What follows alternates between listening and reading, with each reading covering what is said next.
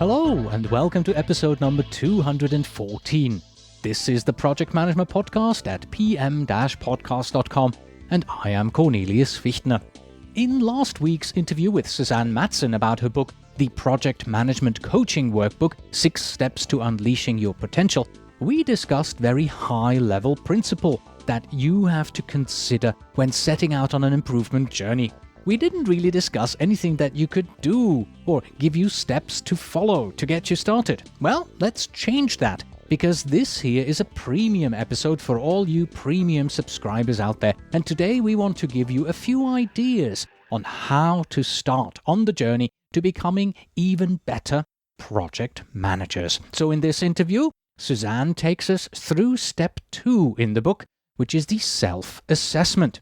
We begin with discussing the importance of knowing what your current capabilities are, strengths and weaknesses, and how the process assists you in assessing this through the extensive self-assessments, which consists of 10 categories and 80 dimensions. This helps you as the project manager pinpoint where you need to focus your attention in order to succeed. Then we review 3 of the 10 categories that need to be assessed, and close with a discussion about the importance of feedback, both in the context of providing effective feedback to your team members in order to help them grow and create a highly motivated team, and also receiving feedback from peers and managers in order to progress your own capabilities and career. So, without further ado, please take a look into this mirror here. Enjoy the interview. Project Management Podcasts Feature Interview. Today with Suzanne Matson, Project and Program Manager, Mentor and Coach.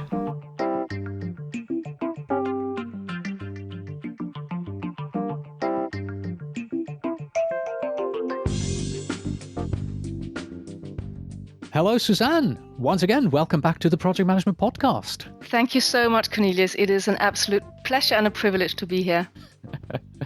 Wonderful. So we brought you back for a second discussion about the first book that you have written, the Project Management Coaching Workbook, 6 Steps to Unleashing Your Potential. And the idea today is to open up your book and take a look at one of these 6 steps, not the whole step, because it's going to be a rather long discussion otherwise, but we want to take a look at a few items in step 2, which is the self-assessment. But before we do that, let me go back to the last discussion that we had, the final question. We talked about how to stay motivated and progress personally and professionally as the final question in our first interview. And that triggered a question to me, because you said it's very important to work with a coach or a coaching group or have a peer group around you.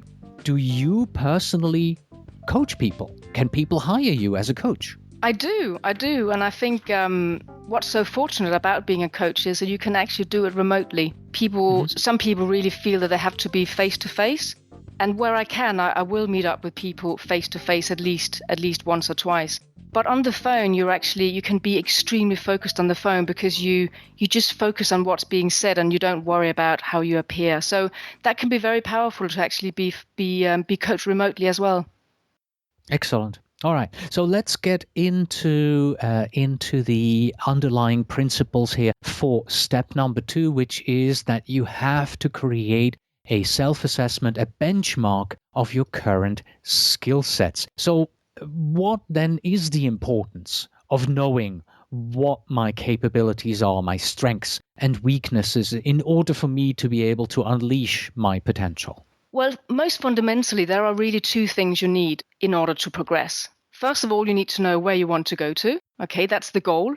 And that's step number 1 of the book. And secondly, you need to know where you are currently, which was back to your question. Because if you don't know where you are, if you don't have a benchmark for where you are, how do you know what to improve? And really, I have 2 overarching themes in the book, which kind of converge a little bit. One thing is, yes, there are best practices for being a project leader or a project manager. And the self-assessment in the book helps people kind of tune into what those best practices are and what the things are that they might want to consider if they want to be successful. But the other thing is, well, what are your individual strengths? Okay, it's very well that I say to you, I think you should be such and such a project manager. But you can only get people really inspired and truly successful if they tap into their own potential. So that's the second theme here is people must know what their own unique talents are, because there are, I don't know how many hundred thousands of project managers out there. And all the good ones are good in a different way. So that's something I really try to emphasize with people in the book as well. Well, what are your unique talents? What kind of project manager do you want to become? And then we look at the self-assessment to see, okay, within all those dimensions that we assess you in, 5 of which are task related and 5 of which are people management related, where do you need to focus? Just because we do a benchmark, let's give you an example, Cornelius. One of the self-assessments I have is about tracking cost. Let's say you score yourself absolutely low in tracking costs. Then I could say to you, okay, well, clearly you need to improve in this area if you want to be a successful project manager. But not necessarily. You just need to make sure that it is being addressed on your project as a whole. So the reason why I say this is that you can benchmark yourself in my book in all the 10 dimensions, and you can then see where your strengths and weaknesses are. Your weaknesses doesn't necessarily mean that you have to address them.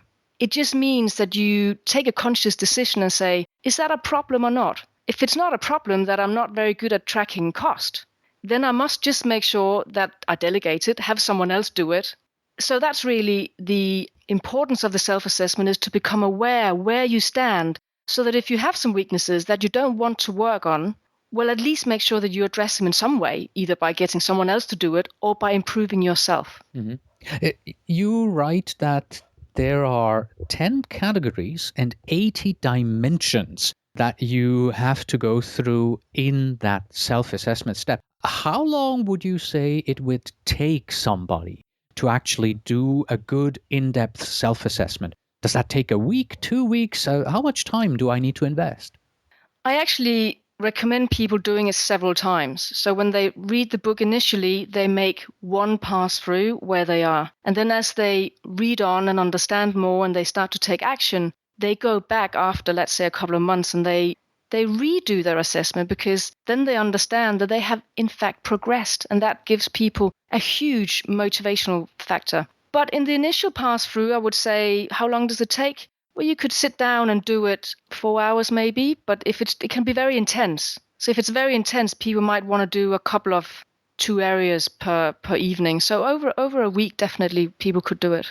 Right. So probably better not to do the whole self-assessment in one go. Think about it, let it percolate, let things come and float to the surface over time. That's personally how I like to do self-assessment, because it allows me to think things through a little better.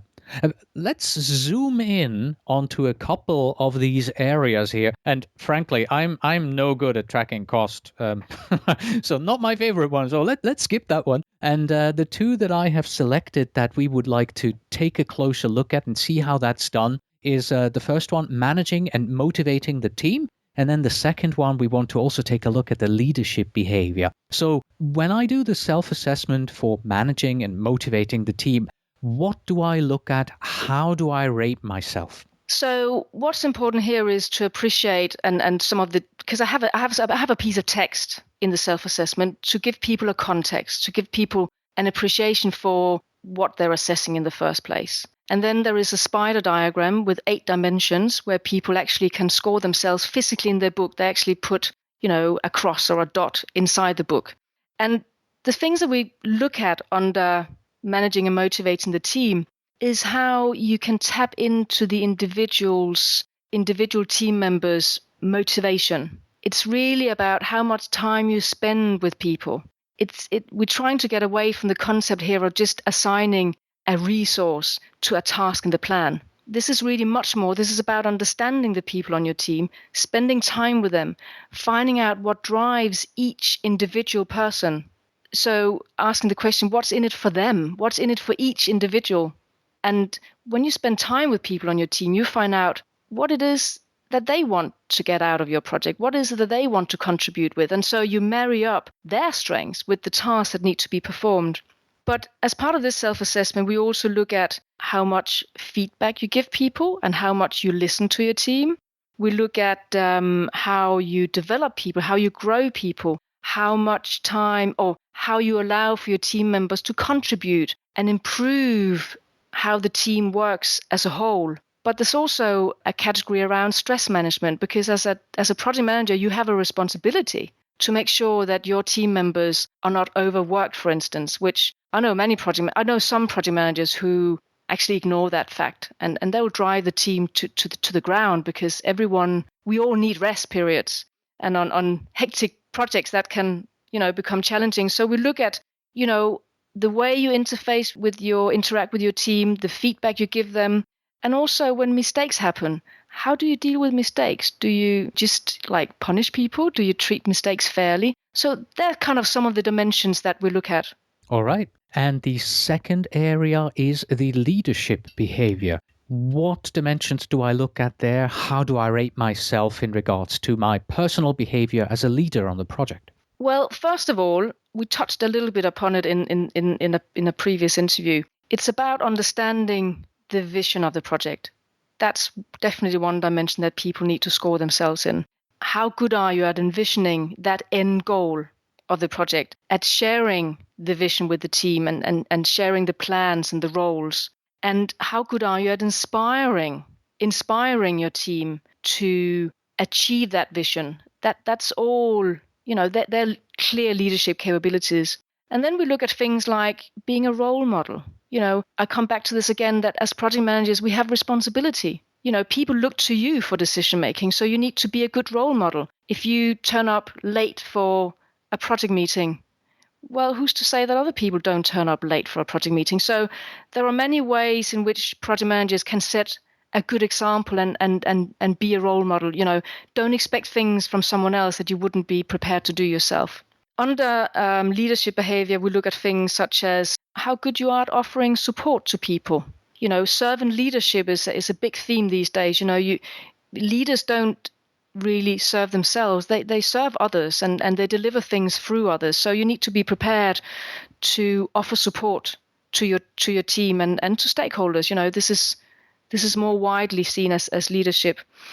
Then we have things like dealing with causes rather than firefight symptoms. This is about being proactive again. As a leader, you look at the underlying causes, you work strategically, you work proactively, you don't take short-term measures if you can avoid it.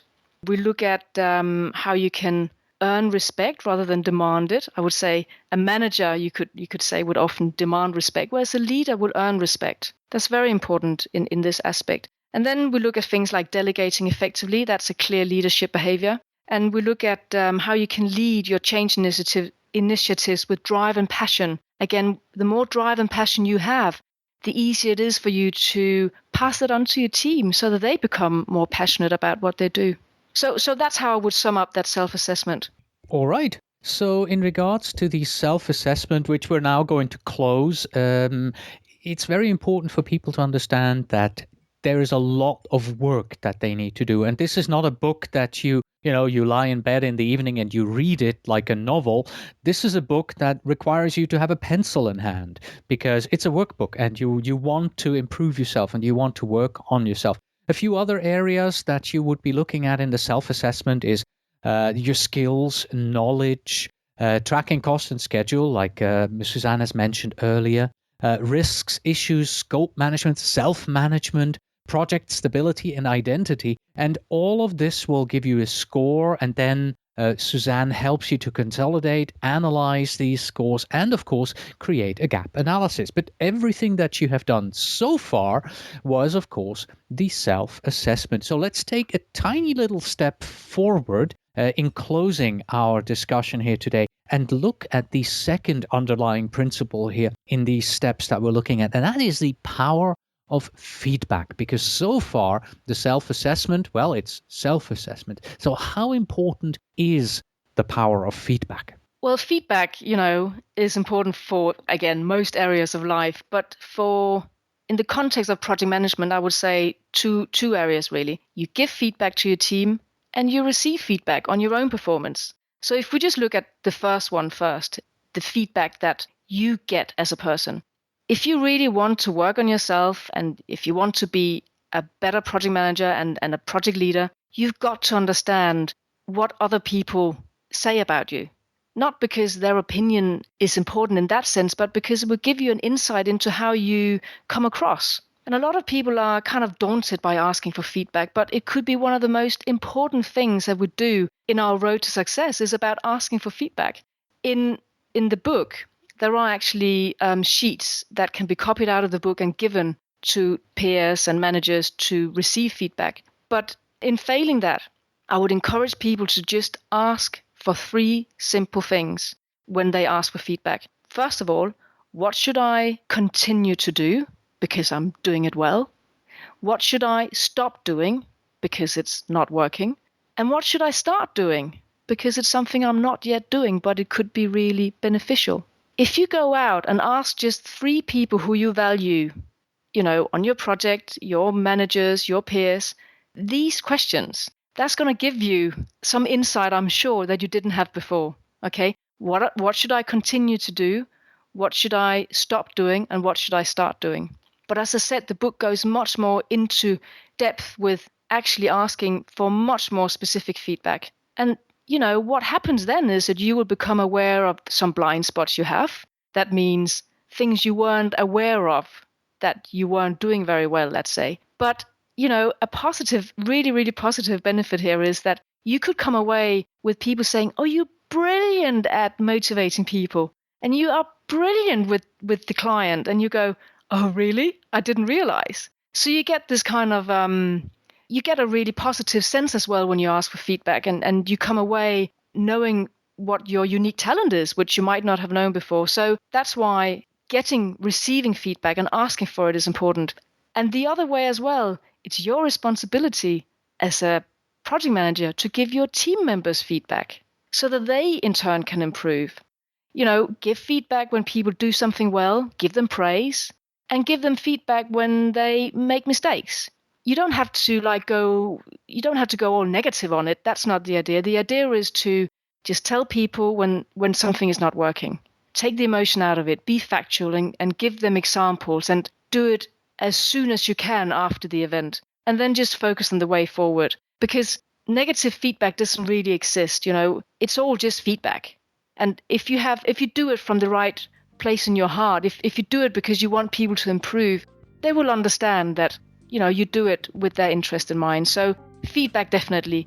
Receive it from others, ask for it, and give it. Give it freely to your team members. Lovely. Thank you very much, Susan. So we want to make it clear that we've only barely scratched the surface of this book here from Suzanne, because there's no way we can go into all 6 steps and discuss all of them. We've scratched step number 2. We barely scratched step number 3 of this workbook. It's called the Project Management Coaching Workbook, 6 Steps to Unleashing Your Potential, written by Suzanne Matson, and it is printed and published by Management Concepts Press. However, pencils are sold separately. It's about 250 pages thick.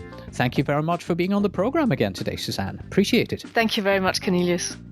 And that was Suzanne Matson discussing the self-assessment that she recommends in the Project Management Coaching Workbook, 6 Steps to Unleashing Your Potential. You can find the link to the book in the show notes.